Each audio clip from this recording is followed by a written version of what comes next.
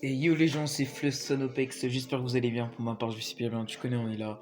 Voilà, aujourd'hui, nouvelle vidéo assez spéciale pour faire déjà un sound battle, mais aussi vous mettre en garde par rapport à un petit problème que j'ai sur cette JBL. Donc, on va l'allumer. Voilà. Donc, l'allumage est normal, hein. D'habitude, ça grésille beaucoup plus que ça. Donc, je vous explique en fait, sur cette JBL, le Spider a sauté. Voilà, donc RIP Spider. Parce que j'ai fait un test avec cette application à 140 Hz. Donc juste pour vous dire de vous mettre en garde par rapport à ça, ne faites jamais de basse test de 125 Hz, de 120 Hz à 160 Hz. Ça fait sauter le Spider. Pourtant elle est robuste, hein, cette enceinte là. On va faire un petit test à 100 Hz. Vous allez comprendre. Vous allez comprendre, le son est à fond. Voilà. Il y a bien marqué time 5.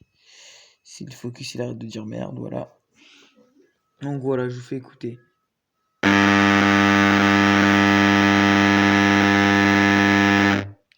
Donc voilà ce qui se passe sur la JBL. Le Spider a complètement sauté. Lorsque je mets à 50, ça donne ça. On n'entend pas trop. On va mettre à 65 alors. Voilà ce que ça fait.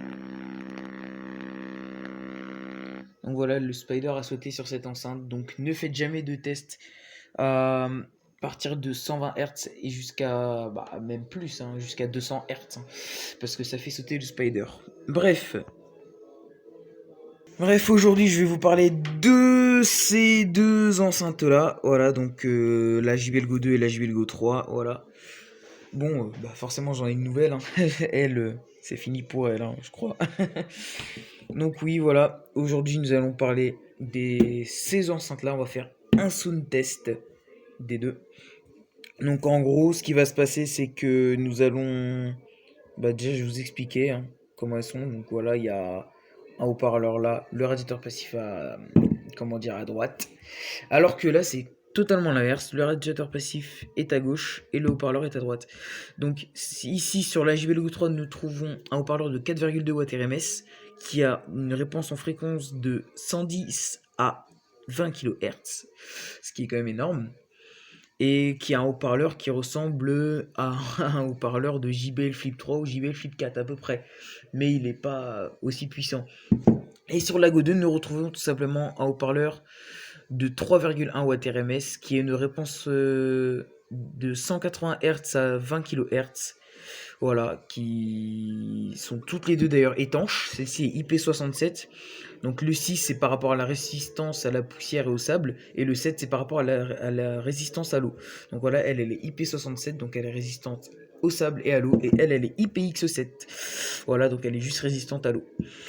Voilà, elles ont toutes les deux 5 heures d'autonomie. Et un très bon son. Voilà, donc moi j'ai déjà utilisé. Donc les 5 heures d'autonomie, c'est vraiment genre à puissance modérée et le style de musique que vous écoutez, parce que voilà, c'est respecté par rapport à ça, mais si vous le mettez vraiment à 100% du volume, ça m'étonnerait que voilà, vous allez directement aux 5 heures. Maintenant, passons au sound test.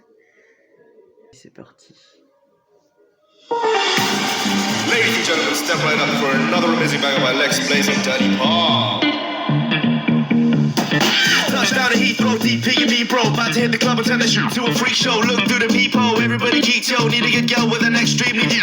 See 6 midgets that be fire juggling. Maybe it's just me, cause my mind is struggling. Babes, boyfriend is acting like a clown. Know what's going down every time that we in town. Take a look through the peephole, yo. Everybody's getting geek, bro. Stop the hate and let them leaks know that we turn the club into a freak show. Turn the club to a freak show. Turn the club to a freak show. Turn the club, yo, we turn the club to a freak show.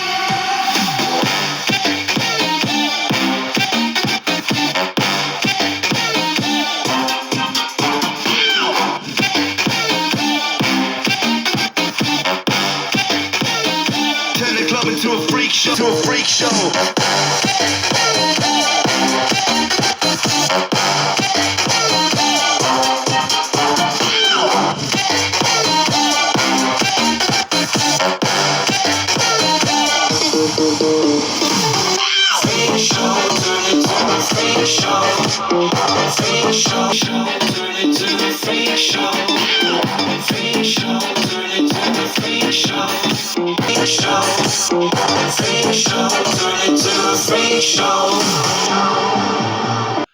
Donc voilà, le sound test est terminé.